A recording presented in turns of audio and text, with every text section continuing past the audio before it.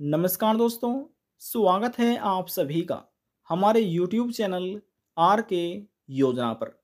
PFMS portal error. आपने भी कभी PFMS पोर्टल से अपना ऑनलाइन पेमेंट चेक किया होगा, तो कभी कभी ये एरर हो जाता है, यानी कि PFMS स्टेटस काम नहीं कर रहा है। पेमेंट स्टेटस चेक करने में प्रॉब्लम फेस करनी हो रही है। 100% प्रॉब्लम का सॉल्यूशन किया जाएगा, आपकी प्रॉब्लम सॉल्व की जाएगी। ऑनलाइन पेमेंट कैसे चेक करें, क्या तरीका है, कैसे देखा जाता है, संपूर्ण इन्फॉर्मेशन डिटेल वाइज में हम आपको देने जा रहे हैं।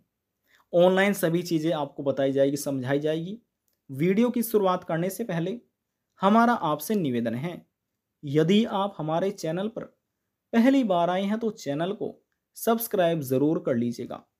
साथ ही बेल आइकन के बटन को प्रेस करना ना भूलें, ताकि जो हमारी वीडियो का नोटिफिकेशन है वह सबसे पहले आपको प्राप्त हो और आप सबसे पहले ही उसका लाभ उठा सके। चलिए वीडियो की शुरुआत कर लेते हैं और किस प्रकार का एरर आ रहा है सभी डिटेल वाइज में ये सभी जानकारी हम आपको दे देते हैं। देखिए साथियों, सबसे पहले PFMS पोर्टल पर पेमेंट स्टेटस चेक करने के लिए आपको अपने मोबाइल फ़ोन में गूगल क्रोम ब्राउज़र को ओपन कर लेना है, जैसे हमने ओपन किया हुआ है। यहाँ पर आने के बाद आपको लिखना है PFMS, ये आपको लिखना है। देखिए, चाहे आप पेंशन धारक हो या PM किसान योजना का पैसा चेक करने वाले व्यक्ति हो या आप हरियाणा के पेंशन धारक हो, जो भी आप जिस भी स्कीम का पेमेंट चेक कर सकते हैं, वह भी PMS पोर्टल के माध्यम से ही। तो देखिए PFMS लिखकर हमने सर्च कर दिया है। यदि आप स्टूडेंट है, विद्यार्थी है, अपनी स्कॉलरशिप चेक करना चाहते हैं तो वे भी आप यहाँ से ही चेक कर सकते हैं। अब देखिए लिखा आ गया है PFMS, इसी पर हम आपको यहाँ पर क्लिक करके दिखाते हैं। इसी प्रकार से आपको भी क्लिक करना है। क्लिक होने के बाद देखिए ये PFMS का नया पोर्टल अपडेट होकर आया है। लिखा हुआ है पब्लिक फाइनेंशियल मैनेजमेंट सिस्टम, ये PFMS की फुल फॉर्म है। अब 3 डॉट्स पर यहाँ पर आपको जाना है। सबसे पहले हम जो नया अपडेट होकर आया है PMS का पोर्टल, इसके बारे में आपको कुछ इन्फॉर्मेशन दे देते हैं। देखिए यहाँ पर आने के बाद आपको लिखा मिलेगा सर्च बैंक स्कीम, ठीक है। पहले वाले पर आपको क्लिक करना है, पेमेंट स्टेटस पर ही, ठीक है। हम इस पर क्लिक कर देते हैं। क्लिक होने के बाद देखिए यहाँ पर लिखा मिलेगा आपको DBT स्टेटस ट्रैकर। जी हाँ, इसी पर आपको क्लिक करना है, DBT स्टेटस ट्रैकर पर ही क्लिक हमने किया। क्लिक होने के बाद इस प्रकार से हमारे सामने कुछ इस तरह का इंटरफेस ओपन हो चुका है। यहाँ पर आने के बाद आपको क्या करना है, सबसे पहले अपनी कैटेगरी का चुनाव करना है। अब यहाँ पर हम कैटेगरी का चुनाव कर लेते हैं। अब देखिए यहाँ पर हम चुनाव करते हैं एनी अदर एक्सटर्नल सिस्टम का। चुनाव हमने कर लिया है। अब चुनाव होने के बाद यहाँ पर यदि कोई पेंशन धारक है तो पेंशन धारक अपनी पेंशन एप्लीकेशन ID नंबर दर्ज कीजिए। यदि कोई विद्यार्थी है तो उन्हें अपना यहाँ पर स्कॉलरशिप का रजिस्ट्रेशन नंबर दर्ज करने की आवश्यकता है। यदि आप एक किसान है तो किसानों को क्या करना है, सबसे पहले जो PM किसान योजना का लाभ ले रहे हैं तो उन्हें किसानों को PM किसान का यहाँ पर क्लिक करके चुनाव करना है, तभी उनको अपनी ID दर्ज करनी है। तो यहाँ पर हम बात कर रहे हैं, यहाँ पर हमने इसका चुनाव किया हुआ है।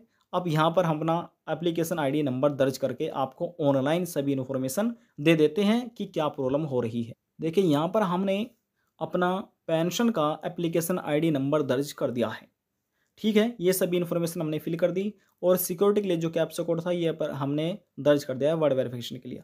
अब यहाँ पर हम सर्च के आइकन पर क्लिक कर देते हैं। इसी प्रकार से आपको भी क्लिक करना है।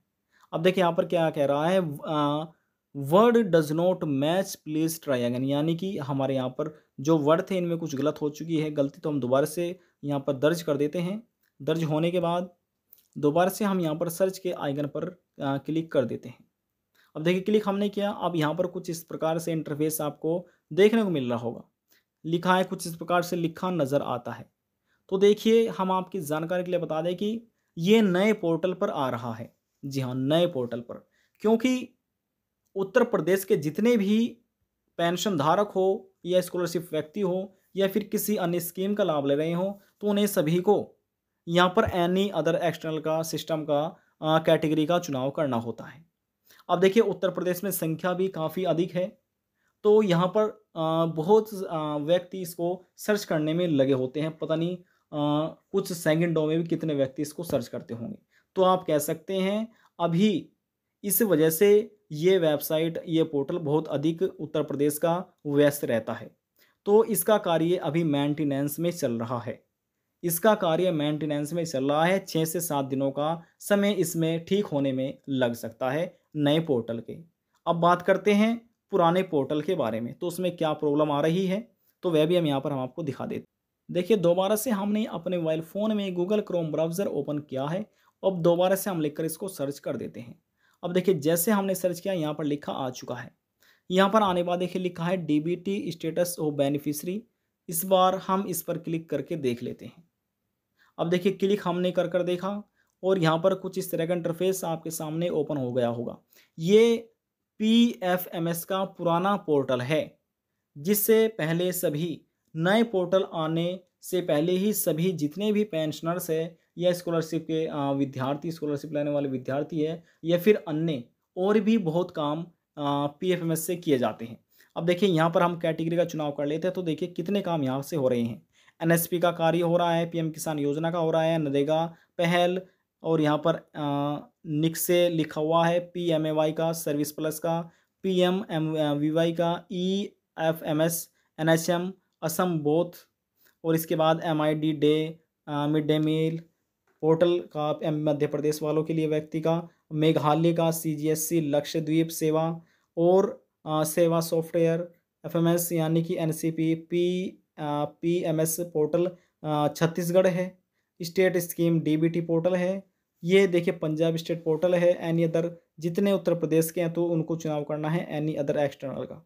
छत्तीसगढ़ है, हरियाणा है, गुजरात है, डिजिटल गुजरात पोर्टल है, और इस प्रकार से बहुत सभी चीज़ें हैं। यानी कि पीएमएस क्या होता है ये हमने आपको बता दिया है। यानी कि पब्लिक फाइनेंशियल मैनेजमेंट सिस्टम पूरा अपडेट इन्हीं के पास ही होता है। तो सबसे पहले आपको कैटेगरी का चुनाव कर लेना होता है, तो चलिए हम कैटेगरी का चुनाव कर लेते हैं। ठीक है, हम इसका चुनाव कर लेते हैं। एनी अदर एक्सटर्नल सिस्टम का हमने चुनाव कर लिया है। अब चुनाव होने के बाद देखिए कुछ यहाँ से ऑप्शन हट चुके हैं।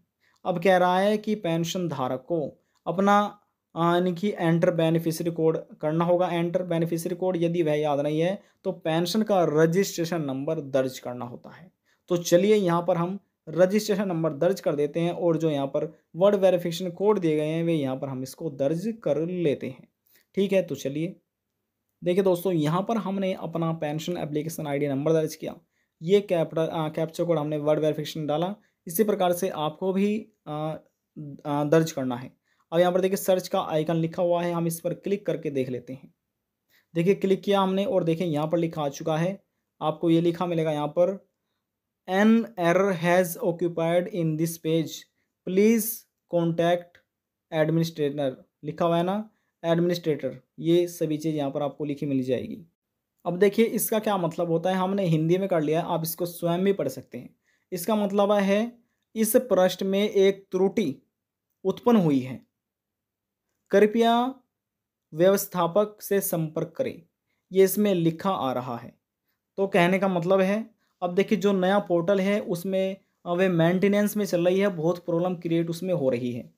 व्यक्ति प्रतिदिन पता नहीं कितने व्यक्ति इसको सर्च करने में लगे हुए हैं, तो इसीलिए ये मेंटेनेंस में चल रहा है। और ये भी हो सकता है कि दोबारा से जो पुराना पोर्टल है जो हम आपको दिखा रहे हैं कि ये दोबारा से अपडेट किया जाए, इसी में कुछ नया अपडेट हो सकता है, और दोबारा से आप इसी पुराने पोर्टल पर आकर अपना जो पहले कार्य करते थे इसी प्रकार से दोबारा से आप ये कार्य शुरू कर सकते हैं। लेकिन जो सरकार अपडेट कर रही है, मेंटेनेंस में चल रहा है, जब वो ठीक हो जाएगा उसके बाद ही पता चलेगा कि नया पोर्टल आ सकता है कि पुराना पोर्टल।